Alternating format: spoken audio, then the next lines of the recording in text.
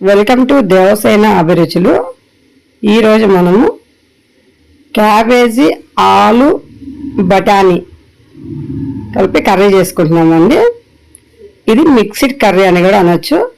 Cabbage ఆలు బఠానీ capsicum అన్నీ కలిపి చేసుకుంటున్నాం. దీంట్లో కారం అయితే వాడము, పచ్చిమిరపకాయల పేస్ట్ మాత్రమే వాడతాం. కాబట్టి ముందుగా మనం మిక్సీలో పచ్చిమిరపకాయలు, కారానికి సరిపడా పచ్చిమిరపకాయలు, అందులోనే కొన్ని ఎల్లిపాయలు వేసి మిక్సీ పట్టుకున్నామండి. సాల్ట్ కూడా ఒక 1/2 టీ స్పూన్ సాల్ట్ వేసి మిక్సీ మెత్తగా పట్టుకోవాలి. ఎంత మెత్తగా అయితే అంత మెత్తగా పేస్ట్ చేసి పక్కన పెట్టుకోవాలి. ఇప్పుడు మనం ఆలుగడ్డలు పొట్టు తీసి ముక్కలుగా కట్ చేసుకొని వాటర్లో వేసుకోవాలండి, బయట పెట్టద్దు. మనం చేసేటప్పుడు మాత్రమే వాటర్లో తీయాలి. చూడండి, ఆనియన్, క్యాప్సికమ్, క్యాబేజీ, బఠానీ. ఇది చపాతీలోకి చాలా బాగుంటుందండి. ఇది రోటీకి, చపాతీకి, పూరీకి దేనికైనా బాగుంటుంది. ఇప్పుడు స్టవ్ మీద మనం కుక్కర్ పెట్టి కుక్కర్లో ఆయిల్ వేసుకున్నామండి. ఆయిల్ కొంచెం హీట్ ఎక్కిన తర్వాత పోపు గింజలు వేసుకోవాలి. పోపు గింజలు, ఆవాలు, జీలకర్ర కంపల్సరీ వేసుకోవాలండి పోపులో మాత్రం. ఇప్పుడు ఆనియన్ కూడా ఒక పెద్ద ఆనియన్ ఒకటి వేసుకుంటే సరిపోతుందండి, ఎక్కువ అవసరం లేదు. క్యాబేజ్ కాబట్టి క్యాబేజ్లో ఎక్కువ ఆనియన్ వేయాల్సిన అవసరం లేదు, ఒక ఆనియన్ సరిపోతుంది.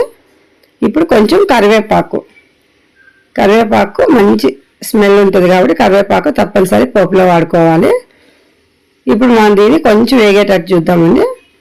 ఇప్పుడు ఇందాక పచ్చిమిరపకాయల పేస్ట్లో 1/2 టీ స్పూన్ వేసాం కాబట్టి ఇప్పుడు 1/2 టీ స్పూన్ సాల్ట్ వేసుకున్నాము, సరిపోతుంది.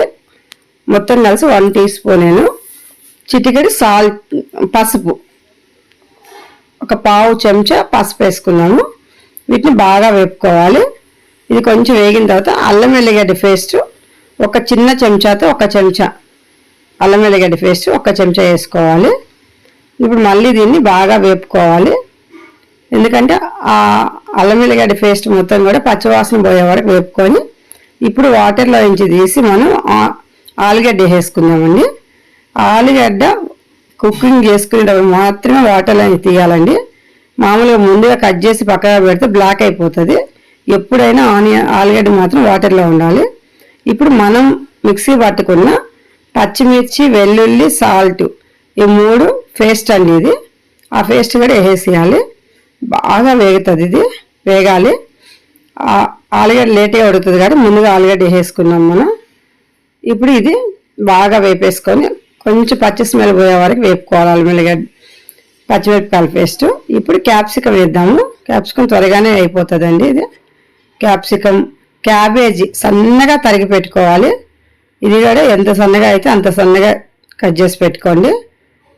క్యాబేజీ కర్రీ చాలా బాగుంటుందండి. ఇది బఠానీ, పచ్చి బఠానీ అండి. ఇది పచ్చి బఠానీ తెచ్చుకొని ఒలిచి పెట్టుకున్నాము.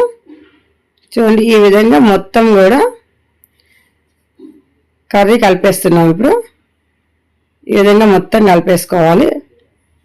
బాగుంటుందండి. ఎప్పుడు ఒకటే రకం కాకుండా ఇలాగా వెరైటీగా చేసుకుంటే కొంచెం రోటీకి చాలా మంచిగా అనిపిస్తుంది.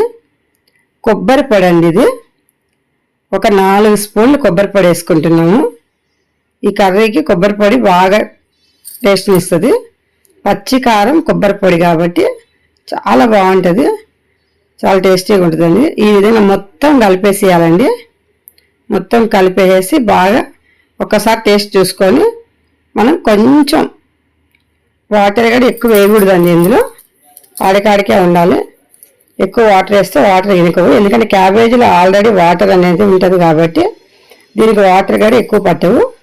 కొంచెం వేగే అంతసేపు వేపుకొని కొంచెం మిక్సీ కడిగిన వాటర్ మాత్రమే కొంచెం వేసాను నేను, అంతకంటే ఎక్కువ అవసరం లేదండి. మిక్సీలో పేస్ట్ పట్టుకున్నాం కాబట్టి ఆ మిక్సీ కడిగి ఆ వాటర్ కొన్ని వేసాను, సరిపోతుంది. ఇప్పుడు కుక్కర్ మూత పెట్టేసి ఒక 2 విజిల్ పెట్టుకోవాలి. ఎక్కువ విజిల్స్ కూడా అవసరం లేదండి, 2 విజిల్ పెట్టాలి. 2 విజిల్కి ఉడికిపోతుంది. అదేమో ఆలుగడ్డ క్యాబేజీ కాబట్టి తొందరగా ఉడికిపోతుంది. బఠానీ చూడండి ఉడికిపోయింది మంచిగా. ఇదిగో చూడండి, ఇట్లాగ వాటర్ ఎక్కువ ఉండకూడదండి ఇందులో. ఈ విధంగా అయితే సరిపోతుంది. లైక్ చేయండి, షేర్ చేయండి, సబ్స్క్రైబ్ చేయండి.